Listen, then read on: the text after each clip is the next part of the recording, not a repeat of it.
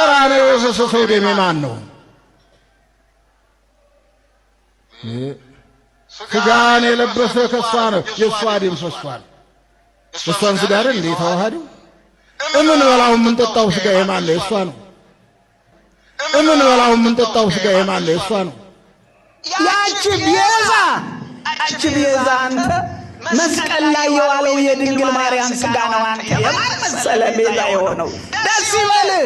ቤዛ ናት፣ መታረቂያ ናት፣ ተስፋ ናት፣ አለኝታ ናት።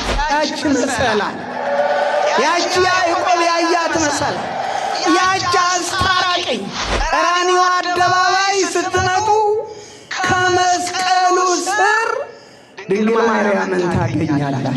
ያልተቀበለችው መከራ የለም። ድንግል ማርያም ሕይወቷ በመንከራተት ያለቀ ነው። ዛሬ በስቅለቷ ቀን በልጇ ክብር የነገሱና አስኬማ የደፉ አባቶቹን ሳይቀሩ ድጋሚ ሊያስለቅሷት ይሞክራሉ።